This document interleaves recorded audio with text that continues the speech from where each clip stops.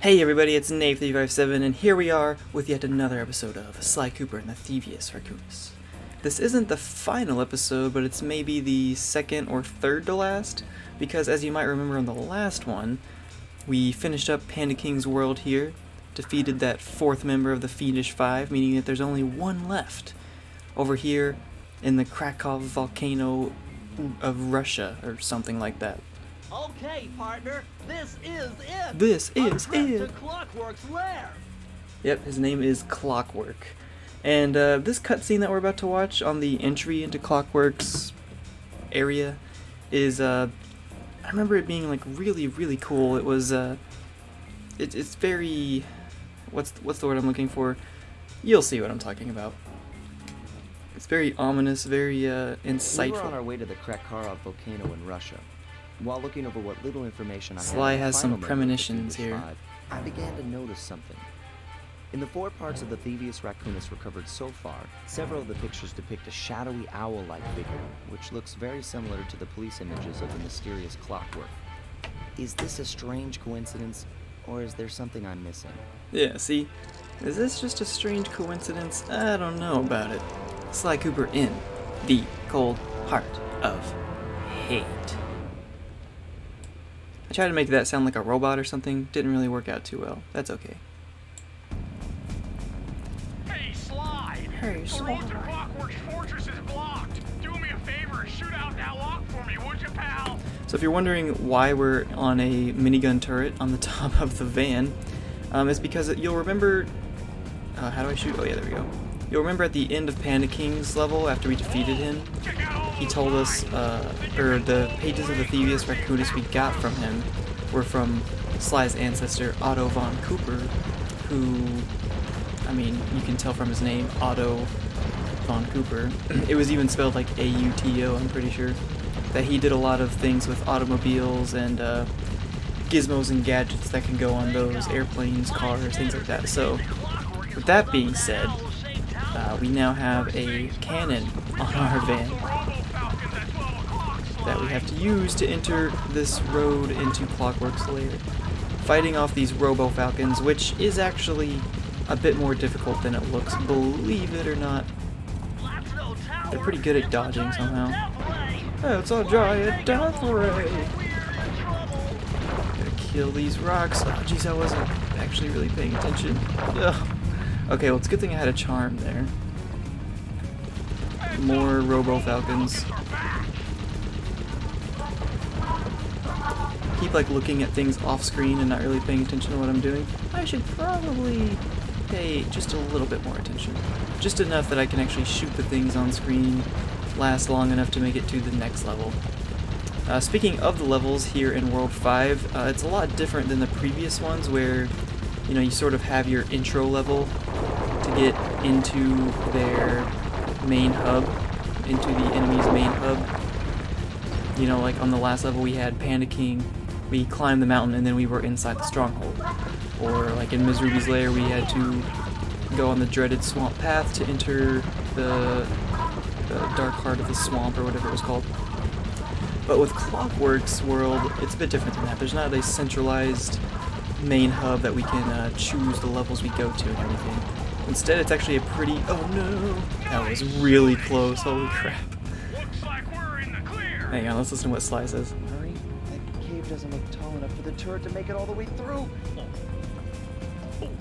So if you couldn't hear him, because Sly speaks very lowly, he's like, oh, Murray, the cave's too short, the turret's not gonna make it. And then I guess the turret gets destroyed, because now, instead of shooting these slugs that we're about to fight, we have to, yeah, see, thrashed our new turret. I can hack the computer's connection coupling so they'll fall to the ground. Then Murray will have to run over them with the van. Okay, and Murray, remember to use our new battering ram. Yeah, new battering ram by pressing square. So elegantly, as all hackers know, if you just run over a computer with your van, you'll collect the data inside of it. And these slugs, these weird fire slugs, for some reason are hungry for these computers. I don't know if Clockwerk just doesn't feed them or what the problem is, but we have to race them to collect 60 60 of these computers. So I guess that means that there's only 119 of them on the ceiling that are falling down.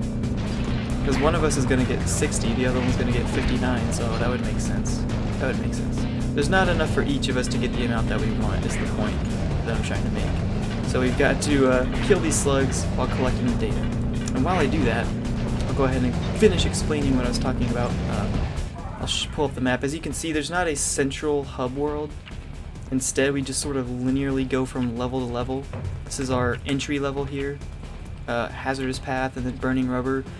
And then after this one will be the first time that we actually get boots on the ground. Sly will be out of the van doing some thieving platforming, but only for a short time before there's yet another unique little level where it's a Bentley hacking level.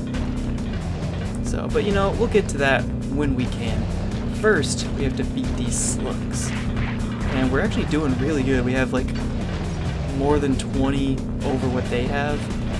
So I'm like not even concerned right now. Somehow, while not even paying attention or caring whatsoever, I have gotten way ahead of these guys.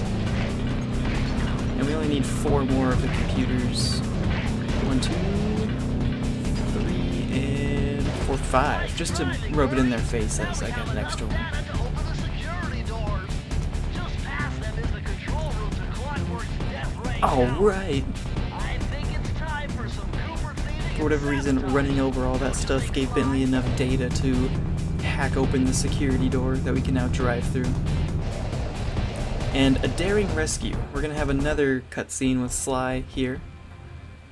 Careful, Sly. Those tiles are booby-trapped. Booby You better trapped. get out of there. Hold on. That's Carmelita. Oh She no, was trapped. it's our not girlfriend cop lady. Us from the start. It's just a misunderstanding.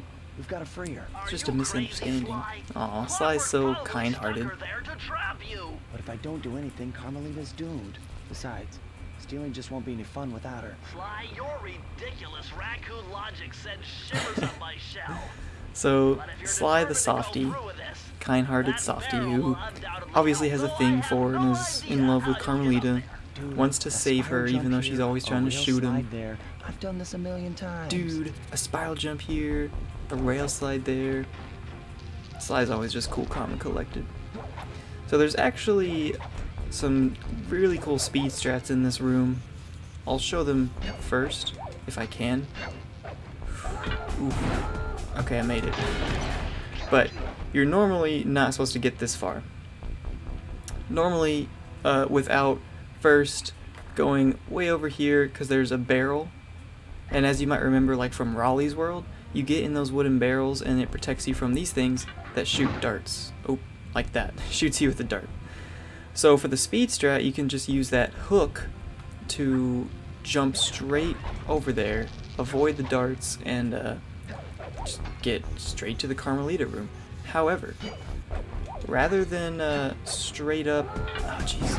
Ah, dang it. I didn't make it that time. Oh well, I won't do it again because it wastes too much time. But rather than going straight into the room with Carmelita, you'll notice that these things actually open up as a lid, right? So if I step on it... Oh, dang, their darts got me from way over there. But you'll notice that they open up like lids, right? So the speed strat, what you do is you jump on them as they open, and it'll launch you over this wall. And then you'll land either on this cage that Carmelita's in or behind it, allowing you to walk to the holographic marker behind her. It lets you skip the entire Bentley hacking sequence, which is, you know, obviously a lot faster skipping an entire level. I have never practiced that trick before.